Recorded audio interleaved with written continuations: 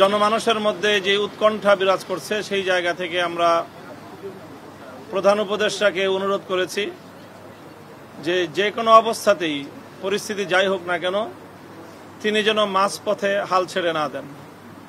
প্রধান উপদেষ্টা আমাদেরকে ব্যাপারে আশ্বস্ত করেছেন যে আমরা যদি সকলে তাকে সহযোগিতা করি তাহলে তিনি চলমান এই যে সংস্কার প্রক্রিয়া, এই সংস্কার প্রক্রিয়ার একটি পর্যায়ে নিয়ে দেশ এবং জাতিকে একটি গন্তব্য পর্যন্ত পৌঁছে দিয়েই তিনি তার দায়িত্ব ক্ষান্ত করবেন এবং একটি সুন্দর গ্রহণযোগ্য জাতীয় এবং আন্তর্জাতিক পর্যায়ে সকলের কাছে গ্রহণযোগ্য একটি নির্বাচন জাতিকে তিনি উপহার দিতে চান এবং সেই নির্বাচনের জন্য তিনি তার সর্বোচ্চ যে সময়সীমা তিনি বলিষ্ঠভাবে স্পষ্ট ভাষায় আমাদের সামনে ব্যক্ত করেছেন, কমিটমেন্ট করেছেন যে 2026 সালের জুনের পরে 1 ঘন্টাও তিনি আর ক্ষমতায় অবস্থান করবেন না, ক্ষমতায় থাকবেন না।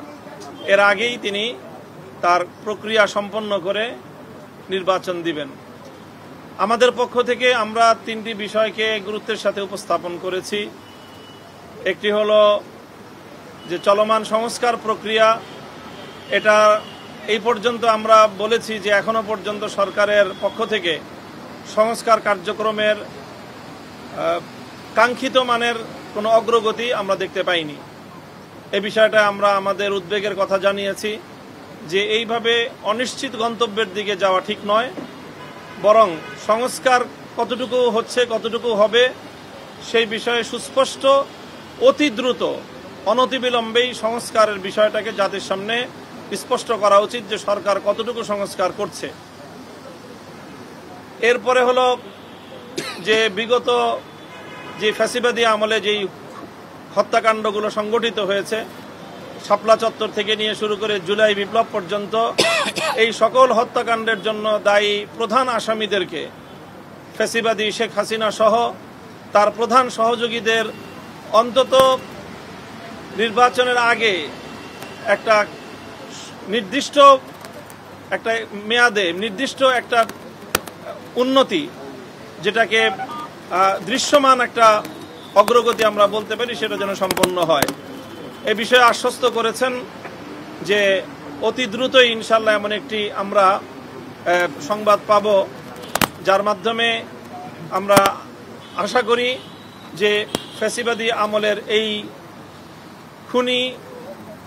খুনি হত্যাকারীদের অন্তত 2-4টা মামলায়ও বিচার কার্যক্রম সম্পন্ন হবে এবং অনতিবিলম্বে তার ট্রায়াল শুরু হবে এবং সেই ট্রায়ালের মাধ্যমে সেই বিচার সম্পন্ন হবে। এই বিষয়ে আশ্বস্ত করেছেন। আর একটা বিষয় অত্যন্ত বলিষ্ঠতার সাথে তিনি বলেছেন যে করিডোর এবং বন্দর ইস্যুতে দেশ এবং জাতির স্বার্থ বিরোধী কোনো কার্যকলাপ অন্তত তার দ্বারা সম্পন্ন হবে না। তিনি তার উপর আস্থা রাখার জন্য আমাদেরকে বিশেষভাবে অনুরোধ করেছেন।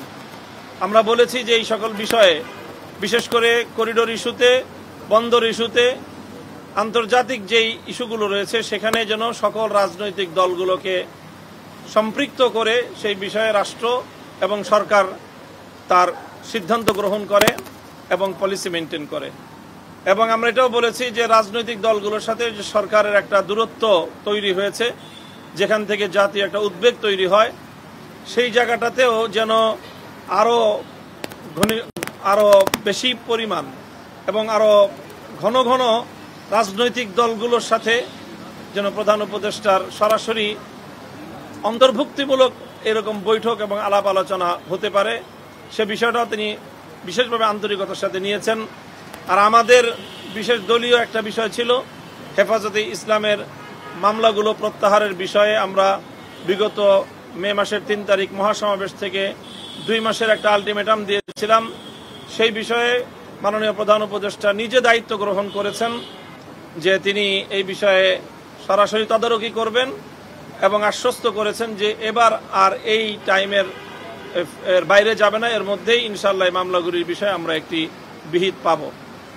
তো কাজে আমরা এখন মোটামুটি নারী সংস্কার বিষয়েও নারী সংস্কার কমিশন বিষয়ে আমরা আমাদের উদ্বেগের কথা জানিয়েছি সেই বিষয়েও তারা আমাদেরকে ইতিবাচক কথাই বলেছেন এবং আমরা এ ব্যাপারে এখন পর্যন্ত আশ্বস্ত যে বিতর্কিত কোরআন সুন্নাহ বিরোধী কোনো নীতি, কোনো আইন বাংলাদেশে তারা কার্যকর করার কোনো পদক্ষেপ নেবেন না, যে এটা আমরা আশ্বস্ত। এবং আমরা নির্বাচনের বিষয়ে আমরা খুব বেশি করে বলেছি যে একটা সুনির্দিষ্ট একটা সময় যেন বলা হয়। এই যে এই ডিসেম্বর থেকে জুন এই সময়টা তো একটা বড় সময় হয়ে যায়, এখানে মানুষের মধ্যে জনমানসে একটা কনফিউশন এবং একটা ধূম্রজাল বা বিভ্রান্তি তৈরি হওয়ার একটা অবকাশ থাকে। সেই প্রেক্ষিতেই তিনি বলেছেন যে চূড়ান্ত কথা হলো যেভাবেই হোক জুনের মধ্যে আমি নির্বাচন সুসম্পন্ন করব।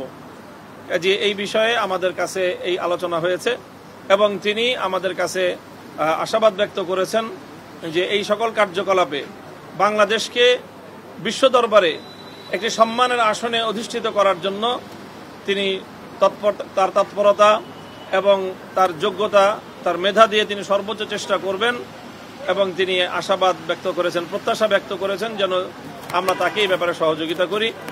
আমরা তাকে আশ্বস্ত করেছি যে দেশ জাতির পুনর্গঠনে এবং আন্তর্জাতিক অঙ্গনে বাংলাদেশের ভাবমূর্তি উন্নয়নের ক্ষেত্রে আমরা তাকে সহযোগিতা করব।